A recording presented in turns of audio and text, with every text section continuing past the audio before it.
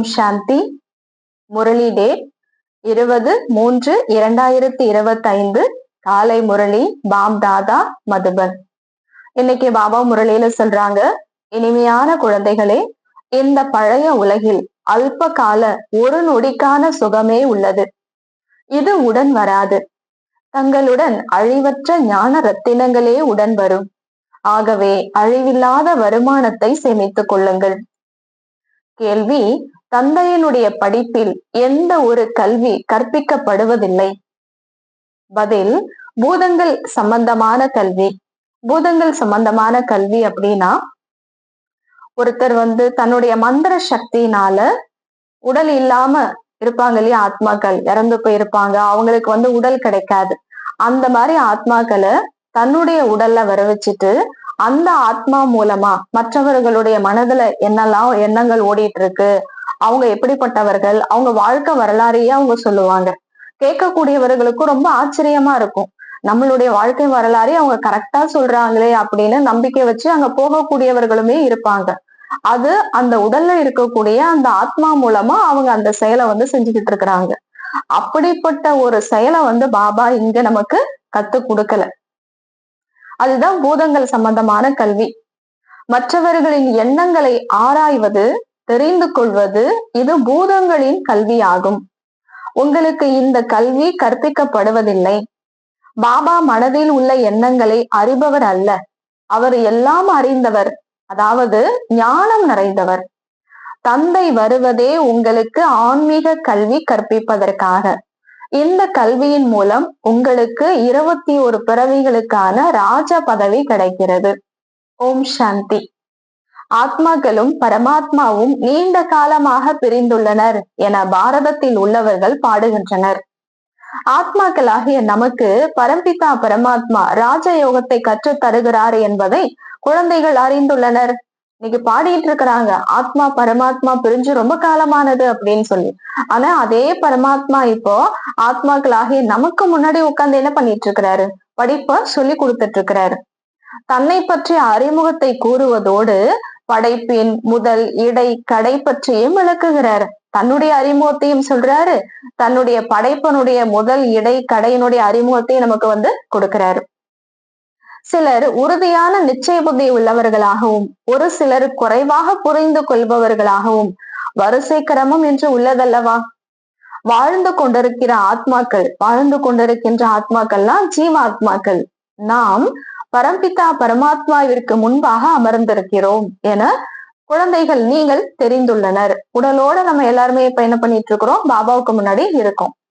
ஆத்மாக்களும் பரமாத்மாவும் பல காலமாக பிரிந்திருக்கிறோம் என பாடப்படுகிறது.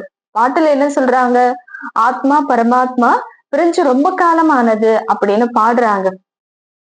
மூலவதனத்தில் ஆத்மாக்கள் பிரிந்திருக்கின்றன என்ற விஷயம் எழாது. ஏன்னா அங்க எல்லாமே நம்ம ஒன்னாதான் இருக்கோம். அங்க நம்ம பிரிஞ்சு இருக்கோம் அப்படிங்கிற விஷயமே அங்க கிடையாது. இங்கு பூமிக்கு வந்த பின் வாழ்கின்ற ஆத்மாவாக ஆகிறோம், அதாவது ஜீவாத்மாவா மாறுறோம். அங்க நமக்கு உடல் கிடையாது, நம்ம பாபாவோட இருக்கோம். அங்க பிரிஞ்சு இருந்தோம் அப்படிங்கிற அர்த்தமே கிடையாது. இங்க நம்ம உடல்ல வரும் பொழுதுதான் அங்கிருந்து என்ன பண்ணிடுறோம்? நாம பிரிஞ்சுடுறோம். அப்பொழுது எல்லா ஆத்மாக்களும் பரமாத்மாவாகிய தந்தையிடமிருந்து பிரிந்திருக்கின்றன. இந்த உடல்ல வரும் பொழுதுதான் நம்ம பிரிஞ்சிடுறோம். பரம்பிதா பரமாத்மாவிடமிருந்து பிரிந்து இங்கு நடிப்பின் பாகத்தை ஏற்று நடிப்பதற்காக நாம் வருகிறோம். இதனுடைய அர்த்தத்தை புரிந்து கொள்ளாமல் அவ்வாறு பாடிக்கொண்டிருந்தனர்.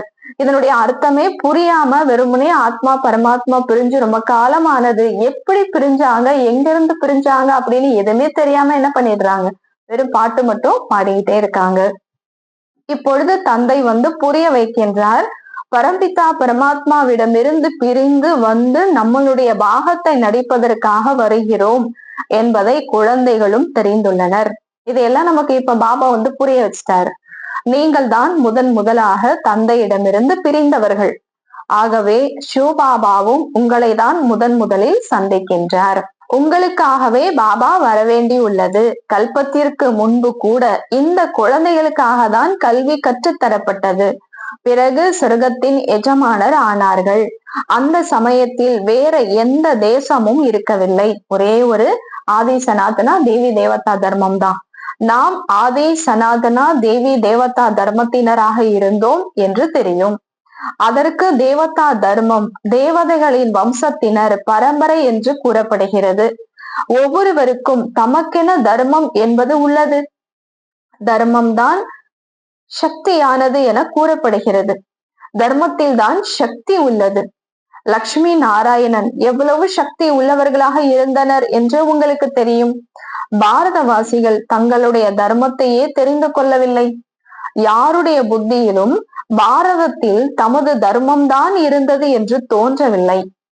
தர்மத்தை அறியாத காரணத்தால் நாஸ்திகர்கள் ஆகிவிட்டனர். தம் சொந்த தர்மத்தினராக ஆனதால் எவ்வளவு சக்தி உள்ளது. நீங்கள் இரும்பு யுகமாகிய மலையை தகர்த்து தங்க யுகமாக மாற்றுகிறீர்கள். பாரதத்தை தங்கத்தின் மலையாக உருவாக்குகின்றீர்கள். அங்கே சுரங்கங்களில் அளவில்லா தங்கம் நிரம்பி உள்ளது. தங்கத்தின் மலையாகிறது. பிறகு அது திறந்து கொள்கிறது. அங்க தங்கத்தினுடைய மலையே இருக்கும். அது திறக்கும். அதுதான் சுரங்கம். தங்கத்தை வெட்டி எடுத்து தங்க கற்களாக உருவாக்கப்படுகிறது. மாளிகைகள் பெரிய தங்க கற்களால் கட்டப்படும். மாயா மச்சந்தர் என்ற கதையை கூட காண்பிக்கிறார்கள். மாயா ஜாலத்தின் மூலமாக பூமிக்கு அடியிலிருந்து தங்க மாளிகை அப்படியே வெளியில வந்தது அப்படியெல்லாம் காமிக்கிறாங்க. உண்மையிலே அப்படியெல்லாம் வராது. நம்ம தான் அங்க போய் அதை உருவாக்குவோம். ஆனா அது வெகு விரைவுல உருவாக்கிடுவோம். அதை புரிஞ்சுக்காம இந்த மாதிரி எல்லாம் சொல்லியிருக்கிறாங்க. ஆனால் அவை அனைத்தும் கதைகள். நாம் அவற்றின் சாரத்தை கூறுகிறேன் என்று தந்தை கூறுகிறார். தியானத்தில் இருந்த போது நாங்கள் பை நிறைய எடுத்து சென்றதை கண்டோம். ஆனால் கீழே இறங்கிய பின் ஒன்றுமே இல்லை என்று காண்பிக்கின்றனர். டிரான்ஸ்ல போறாங்க, காட்சி போய் பாக்குறாங்க. சொர்க்கத்துக்கு போனோம், அங்க இருக்கக்கூடிய தங்கங்களை எல்லாம் பை நிறைய எடுத்துட்டு வந்ததை பார்த்தோம். ஆனா கீழே வந்த உடனே ஒண்ணுமே இல்லை அப்படியெல்லாம் சொல்றாங்க இல்லையா. அதான் பாபா சொல்றாரு, அது வெறும் காட்சி தான், அதுல எந்த ஒரு பிரயோஜனமும் கிடையாதுங்கிறாரு. அது போலதான் உங்களுடையதும் ஆகிறது. இதற்கு தெய்வீக திருஷ்டி எனப்படுகிறது. இவற்றை மனதில் கொள்ளாதீர்கள். கண்மூடித்தனமான பக்தி நிறைய பேர் செய்கின்றனர். பக்தி மாலை வேறு, ஞான மாலை வேறு. ருத்ர மாலை, விஷ்ணு மாலை, பிறகு பக்தி மாலை. இப்பொழுது ராஜ பதவிக்காக படித்துக் கொண்டிருக்கிறீர்கள். உங்களுடைய புத்தியின் தொடர்பு ஆசிரியரோடும் ராஜ்யத்தோடும் ஈடுபட்டிருக்கிறது. எப்படி கல்லூரியில் படிக்கும் பொழுது புத்தி ஆசிரியரின் தொடர்பில் உள்ளதோ அது போல, எப்படி ஸ்கூல்ல படிக்கிறாங்க, காலேஜ்ல படிக்கிறாங்க அப்படின்னா டீச்சரை நினைக்கிறாங்க. அது போல இங்க நம்ம யார நினைக்கணும்? சுபாபாவை நினைக்கணும். பாரிஸ்டர் தான் படித்து மற்றவர்களை தனக்கு சமமாக உருவாக்குகிறார். ஆனால் பாபா தான் அப்படி ஆவதில்லை. இங்க பாபா தேவதையாக ஆக்குறதுக்கு நமக்கு படிப்பை சொல்லி கொடுத்துட்டு இருக்கிறாரு. ஆனா அவர் என்ன ஆகிறது இல்ல, தேவதை ஆகிறது இல்ல, உலகத்துக்கு ராஜாவா ஆகிறது கிடையாது.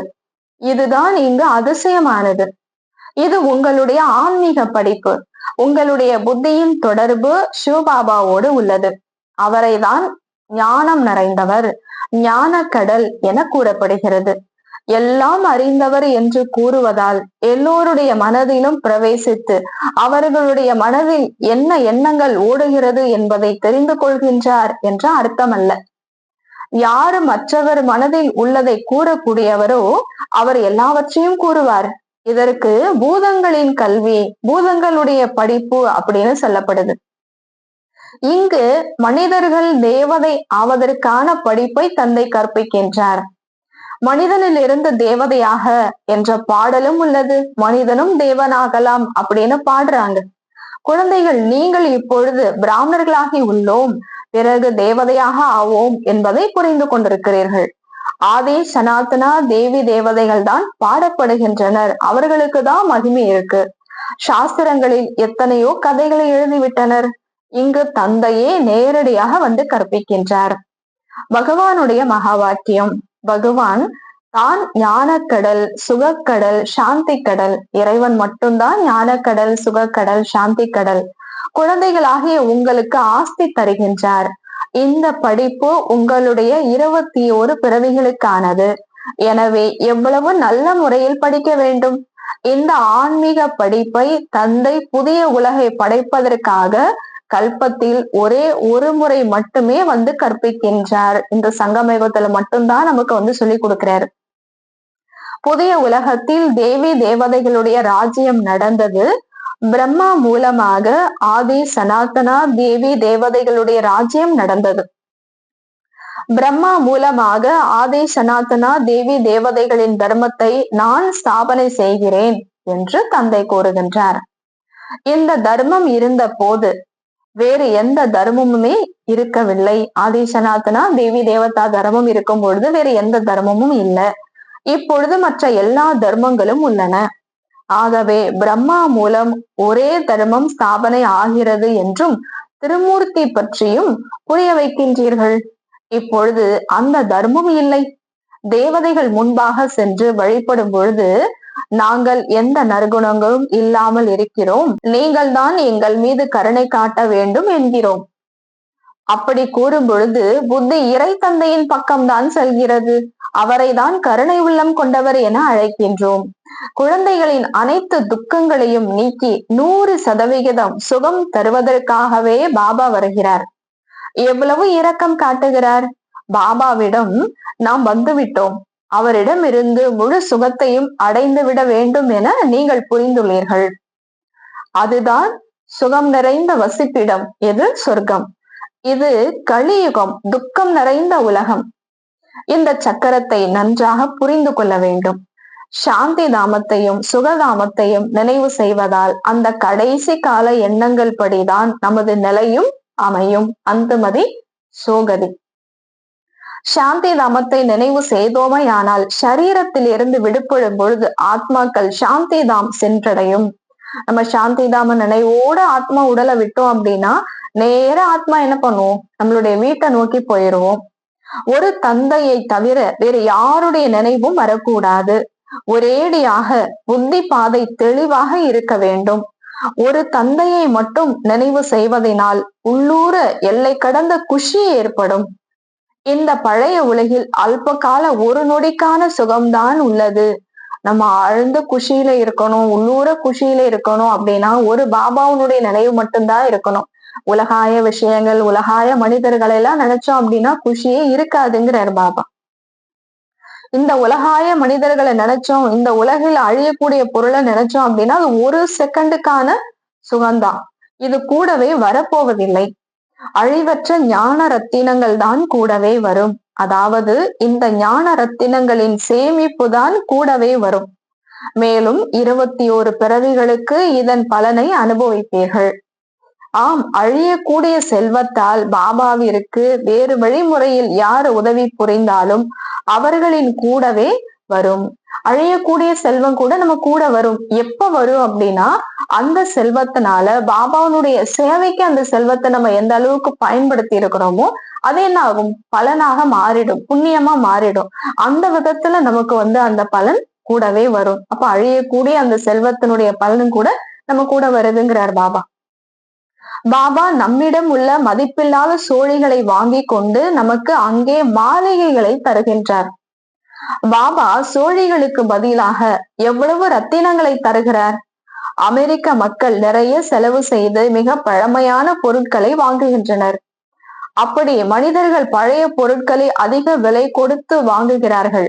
அமெரிக்க மக்கள் பைசா பெறாத பொருளுக்கு 1000 ரூபாய் அளவிற்கு கூட கொடுக்கின்றனர்.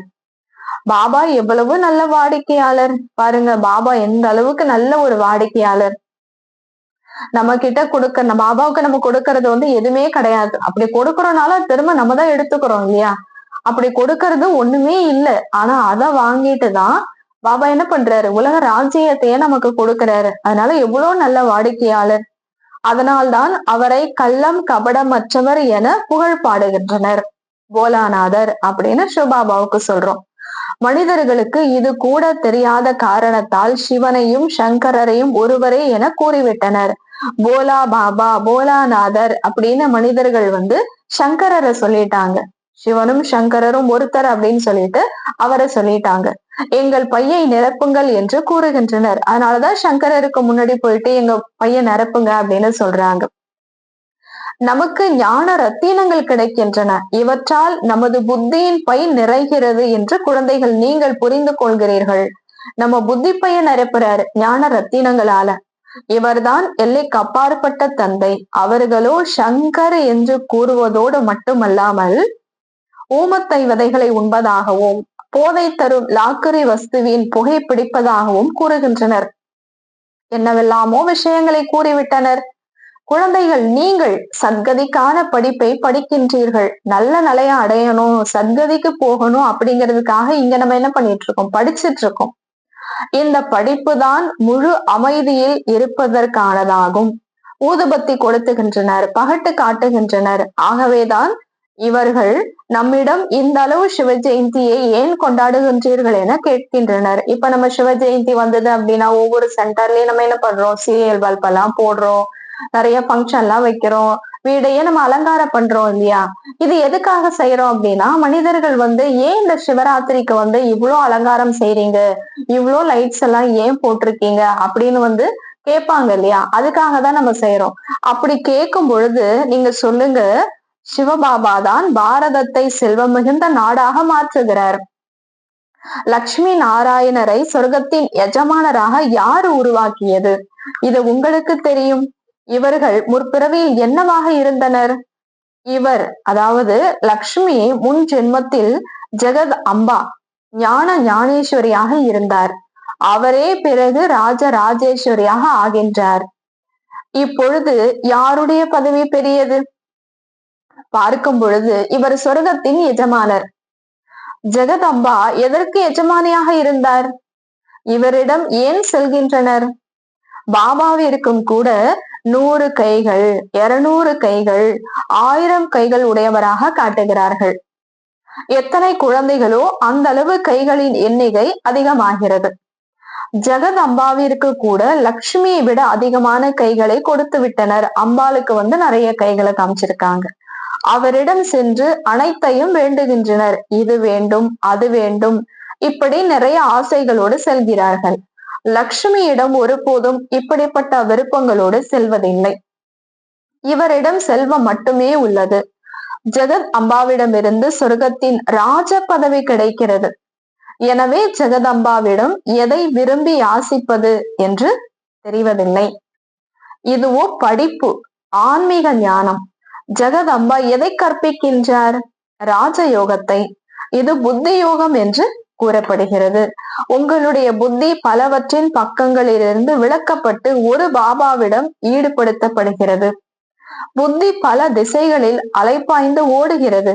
பாபா கூறுகிறார், என்னோடு புத்தியின் தொடர்பை ஈடுபடுத்துங்கள், இல்லையெனில் விகாரங்கள் விநாசம் ஆகாது. எனவேதான் பிரம்மா பாபாவின் புகைப்படம் எடுப்பதை கூட தடுக்கின்றார். ஏனெனில் இது அவருடைய சரீரம்தான் அல்லவா. நம்ம யாருடைய சரீரத்தை கூட நினைக்க கூடாது, ஒரு சிவபாபாவை மட்டும்தான் நினைக்கணும். பாபா தானே தரகராகி கூறுகிறார், இப்பொழுது உங்களுடைய நிச்சயதார்த்தம், திருமண பந்தம் ரத்தாகிறது. வெளி உலகத்தினுடைய அந்த உலகத்தினுடைய சம்பந்தம் இப்போ ரத்தாகுது. அதனால நீங்க காமச்சத்தையிலிருந்து இறங்கி இப்பொழுது ஞான சத்தையில் அமருங்கள். காமச்சத்தையிலிருந்து கீழ் இறங்குங்கள். தங்களை ஆத்மா என உணர்ந்து தந்தையாகிய என்னை நினைவு செய்யுங்கள். அப்போதுதான் விக்கர்மங்கள் விநாசம் ஆகிவிடும். எந்த ஒரு மனிதனும் இவ்வாறு சொல்ல முடியாது. மனிதர்களை பகவான் என்று கூற முடியாது. அவர் இவரில் கூறுகிறார். சிவபாபா இந்த பிரம்மா உடல்ல சொல்றாரு, நீங்களும் ஆத்மா, மற்றவர்களையும் ஆத்மா என உணருங்கள். மன்மனா பவா என்று தந்தை கூறுகின்றார். மன்மனா பவா என்று கூறுவதன் மூலம் நினைவு வந்துவிடும்.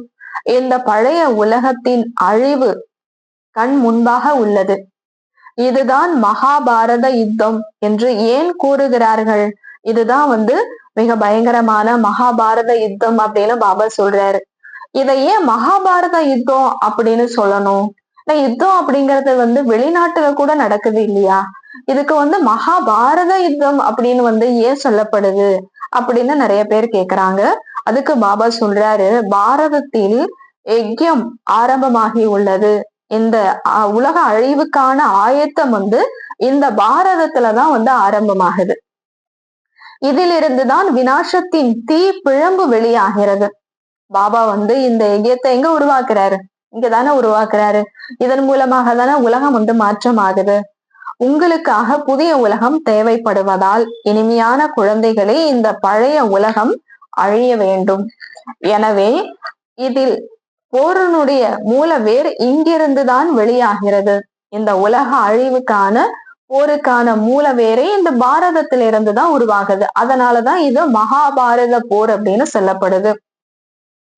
இந்த ருத்ர ஞான வேள்வியிலிருந்து மிகப்பெரிய போர் வினாச ஜுவாலை கொழுந்து விட்டு எரிகிறது. இது சாஸ்திரங்களில் எழுதப்பட்டிருந்தாலும் எங்களுக்கு தெரியாது என கூறிவிட்டனர். இந்த மகாபாரத அழிவை பத்தி சாஸ்திரத்துல எவ்வளவுலாம் சொல்லி இருக்கிறாங்க, ஆனா எங்களுக்கு எதுவுமே தெரியாதுன்னு இப்ப சொல்றாங்க. புதிய உலகத்திற்காக பாபா இப்போது புரிய வைத்துக் கொண்டிருக்கிறார். இப்போது நீங்கள் ராஜ்யத்தை பெறுகின்றீர்கள், தேவி தேவதைகளாக ஆகின்றீர்கள். உங்களுடைய ராஜ்யத்தில் வேறு யாரும் இருக்க முடியாது. சைத்தானின் உலகம் வினாசம் ஆகிறது. அசுர உலகம் இப்போ அழியுது. நாம் தான் நேற்று கடந்த காலத்தில் ராஜ்யம் செய்தோம் என்று நினைவு இருக்க வேண்டும். பாபா ராஜ்யம் கொடுத்திருந்தார். பிறகு 84 பிறவிகள் எடுத்து வந்துள்ளோம். மீண்டும் பாபா வந்துள்ளார். குழந்தைகள், உங்களிடம் இந்த ஞானம் இருக்கிறதல்லவா? தந்தைதான் இந்த ஞானத்தை அளித்தார். எப்போது தேவதா தர்மத்தின் ஸ்தாபனை ஆகிறதோ பிறகு முழு அசுர உலகம் விநாசம் ஆகிவிடுகிறது. பாபா பிரம்மா மூலம் அனைத்து விஷயங்களையும் புரிய வைக்கிறார். பிரம்மாவும் கூட சிவபாபாவின் குழந்தையே. விஷ்ணுவின் ரகசியத்தை, அதாவது பிரம்மாவிலிருந்து விஷ்ணு, விஷ்ணுவிலிருந்து பிரம்மா ஆகிறார் என்பதையும் புரிய வைக்கின்றார். இப்பொழுது நாம் பிராமணர்கள், பிறகு தேவதை ஆகி பிறகு 84 பிறவிகள் எடுப்போம் என்று நீங்களும் புரிந்து கொண்டிருக்கிறீர்கள். இந்த ஞானத்தை தருபவர் ஒரே ஒரு தந்தைதான். எனவே மனிதர்களிடமிருந்து இந்த ஞானம் எப்படி கிடைக்கும்? இந்த ஞானத்தை ஒரே ஒரு கடவுள் மட்டும்தான் கொடுப்பாரு அப்படின்னு சொல்லும் பொழுது, இப்படிப்பட்ட ஒரு ஞானம் மனிதன் எப்படி கொடுக்க முடியும்? இதில் புத்திக்கான எல்லா விஷயமும் உள்ளது. இது எல்லாம் புத்தியால புரிஞ்சுக்க கூடிய விஷயங்கிறார் பாபா. மற்ற எல்லா புறங்களிலும் செல்கின்ற புத்தியை நிறுத்தவும். புத்தி தான் கெட்டு விடுகிறது. என்னை நினைவு செய்தீர்களே ஆனால் விக்கிரமங்கள் விநாசமாகிவிடும். இல்லற விவகாரங்களில் இருங்கள். இலக்கு மற்றும் லட்சியம் உங்கள் முன்னால் உள்ளது. படித்து நாம் இப்படி ஆவோம் என்பது உங்களுக்கு தெரியும். உங்களுடைய படிப்பு சங்கம யுகத்தில்தான். தற்சமயம் நீங்கள் இந்த பக்கமும் இல்லை, அந்த பக்கமும் இல்லை, வெளியில் இருக்கின்றீர்கள். பாபாவை படகோட்டி என்றும் கூறுகின்றனர். எங்களுடைய படகை அக்கறையில் கொண்டு போய் சேர்ப்பியுங்கள் என்று பாடுகின்றார்கள். இது சம்பந்தமாக ஒரு கதை கூட உள்ளது. சிலர் சென்று விடுகிறார்கள், சிலர் நின்று விடுகிறார்கள். பாபா மேல நம்பிக்கை வச்சவங்க எல்லாம் போயிடுறாங்க அக்கறைக்கு, நம்பிக்கை இல்லாதவர்கள்லாம் மூழ்கி போயிடுறாங்க. பாபா கூறுகின்றார், நான் இந்த பிரம்மாவின் வாய் மூலமாக சொல்கிறேன். பிரம்மா எங்கிருந்து வந்தார்? பிரஜாபிதா பிரம்மா அவசியம் இங்கு தேவை அல்லவா? நான் இவரை தத்தெடுக்கிறேன், இவருக்கு பெயரும் சூட்டுகிறேன். நீங்கள் கூட பிரம்மா வாய் வம்சாவளி. நீங்கள் கலியுகத்தின் இறுதியில் உள்ளீர்கள். பிறகு சத்திய ஆரம்பத்தில் செல்வீர்கள். யாரு கலியுகத்தினுடைய இறுதியில் இருக்காங்களோ அதே ஆத்மாதான் சத்தியுகத்தினுடைய ஆரம்பத்துல இருக்கக்கூடியவர்கள் தான் இறுதியில வராங்க. நீங்கள் தான் முதலாக பிரிந்து உங்களுடைய நடிப்பின் பாகத்தை நடிக்க வந்தவர்கள் இல்லையா? ஆத்மா பரமாத்மா பிரிஞ்சு ரொம்ப காலமானதுன்னு பாடுறாங்க இல்லையா? பரமாத்மா கிட்ட இருந்து பிரிஞ்சு வந்தவங்க யாரு? பாபா சொல்றாரு, நீங்க தான். உங்க நடிப்பை நடிக்க ஆரம்பத்துல வந்தவங்க நீங்க தான். எங்களுடன் எல்லோருமே இருப்பதாக சொல்ல மாட்டீர்கள் அல்லவா? நம்மள கூட எல்லாருமே முழுமையா 84 பிறவிகள் எடுப்போம் அப்படின்னு எல்லாருமே சொல்ல முடியாது இல்லையா? அதான் பாபா சொல்றாரு, யாரு முழுமையாக 84 பிறவிகள் எடுக்கின்றார்கள் என்று இதன் மூலம் தெரியக்கூடும். ஆனால் இந்த லக்ஷ்மி நாராயணருக்கு உத்தரவாதம் உள்ளதல்லவா? அவங்க முழுமையா 84 பிறவிகள் எடுப்பாங்கிறது கேரண்டி. இவர்களை தான் ஷியாம் சுந்தர் என்று பாடுகின்றனர். தேவி தேவதைகள் அழகாக இருந்தனர், கருப்பாக இருந்து வெண்மையாக ஆகின்றனர். கிராமத்தின் சிறுவனாக இருந்து மாறி அழகானவராகின்றார். தற்சமயம் எல்லோரும் ஆண் மற்றும் பெண் சிறுவர்கள். இது எல்லைக்கப்பாற்பட்ட விஷயம். யாருக்கும் இந்த விஷயத்தை பற்றி தெரியாது. எவ்வளவு நல்ல நல்ல விளக்கங்கள் தரப்படுகின்றன. அனைவருக்குமான மருத்துவர் சர்ஜன் ஒருவர்தான். அவர்தான் அழிவற்ற சர்ஜன். யோகத்திற்கு அக்னி என்று கூறப்படுகிறது. ஏனென்றால் யோகத்தால் தான் ஆத்மாவில் உள்ள கரை நீங்குகிறது. யோக அக்னியால் தமோ பிரதான ஆத்மா சத்தோ பிரதானமாக ஆகிறது. ஒருவேளை இந்த அக்னி குளிர்ந்து விட்டால் கரை நீங்காது. யோக அக்னி பவர்ஃபுல்லா இருக்கணும். அது பவர்ஃபுல் இல்ல அப்படின்னா, குளிர்ந்துட்டது அப்படின்னா ஆத்மால இருக்கக்கூடிய பாவத்தினுடைய கரை நீங்காதுங்கிறாரு. நினைவிற்கு தான் யோக அக்னி என்று சொல்லப்படுகிறது. இதனால் விக்கர்மங்கள் விநாசம் ஆகிறது. உங்களுக்கு எவ்வளவு புரிய வைத்துக் கொண்டிருக்கிறேன் என்று பாபா சொல்கிறார். தாரணையும் கூட இருக்கிறது தானே. நல்லது. மண்மனா பாபா, இதில் களைப்படைந்து விடக்கூடாது. பாபாவை நினைக்கிறதுல நம்ம களைச்சு போயிடக்கூடாது. தந்தையை நினைவு செய்வதை கூட மறந்து விடுகிறார்கள். பதிகளுக்கெல்லாம் பதியானவர் உங்களை ஞானத்தில் எந்த அளவு அலங்காரம் செய்கிறார். கணவனுக்கெல்லாம் கணவனானவர் ஞானத்தால எந்த அளவுக்கு ஆத்மாக்களை அலங்காரம் செய்கிறார். நிராகாரமான தந்தை கூறுகிறார், மற்ற எல்லாவற்றிடமிருந்து புத்தியின் தொடர்பை நீக்கி தங்களுடைய தந்தையாகிய என்னை நினைவு செய்யுங்கள். அனைவருக்குமாகவும் தந்தை ஒருவர்தான். இப்பொழுது உங்களுடைய முன்னேறும் கலை, உங்களுடைய உயர்வால் அனைவருக்கும் நலம். நீங்க முன்னேறினீங்க அப்படின்னா உலகமே மாறிடுது. எல்லாருக்குமே இதன் மூலமா நன்மை ஏற்படுது என்று சொல்லப்படுகிறது. அனைவருக்கும் நன்மை செய்ய பாபா வந்துள்ளார்.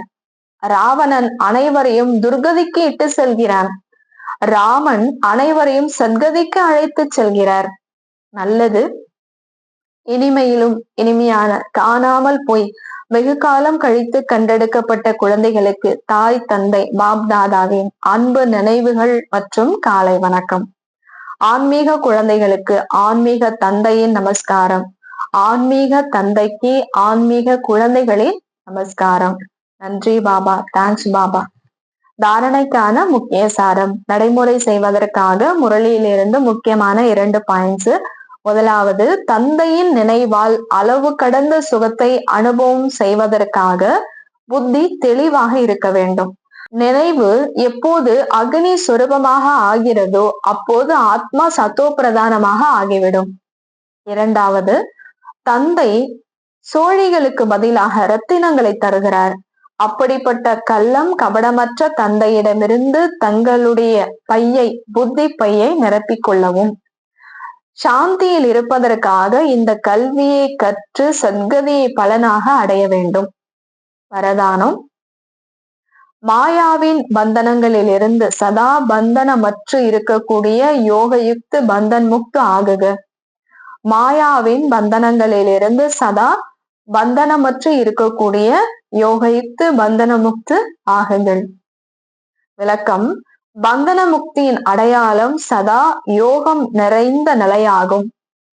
யோகயுக்து குழந்தைகள் பொறுப்புகளின் பந்தனம் மற்றும் மாயாவின் பந்தனங்களில் இருந்து முக்தி அடைந்து இருப்பார்கள்.